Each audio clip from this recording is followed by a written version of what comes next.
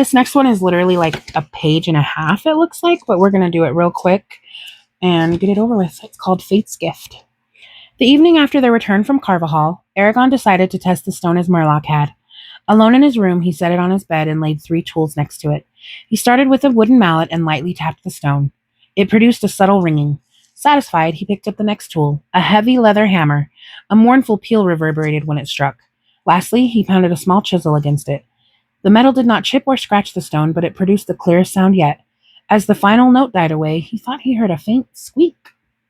Murloc said the stone was hollow. There could be something of value inside. I don't know how to open it, though.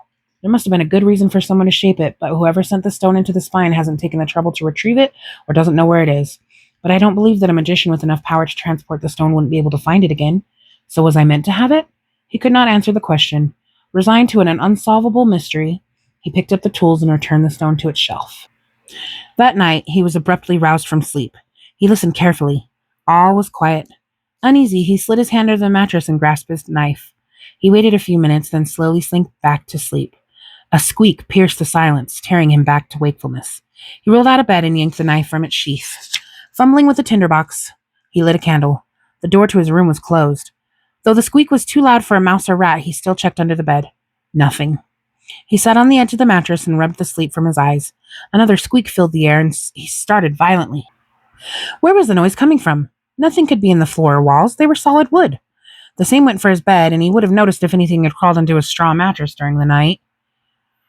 His eyes settled on the stone. He took it off the shelf and absently cradled it as he studied the room. A squeak rang in his ears and reverberated through his fingers. It came from the stone. The stone had given him nothing but frustration and anger, and now it could not even let him sleep. It ignored his furious glare and sat solidly, occasionally peeping. Then it gave one very loud squeak and fell silent. Eragon warily put it away and got back under the sheets. Whatever secret the stone held, it would have to wait until morning. The moon was shining through his window when he woke again. The stone was rocking rapidly on the shelf, knocking against the wall. It was bathed in cool moonlight that bleached its surface. Eragon jumped out of bed, knife in hand. The motion stopped, but he remained tense. Then the stone started squeaking and rocking faster than ever. With an oath, he began dressing. He did not care how valuable the stone might be. He was going to take it far away and bury it. Then the rocking stopped. The stone became quiet.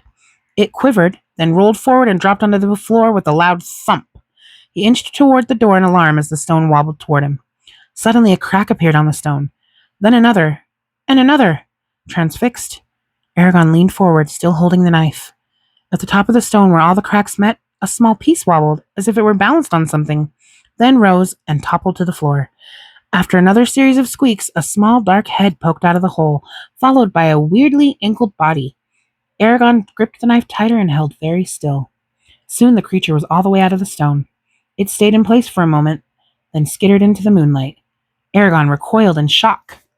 Standing in front of him, licking off the membrane that encased it, was a dragon.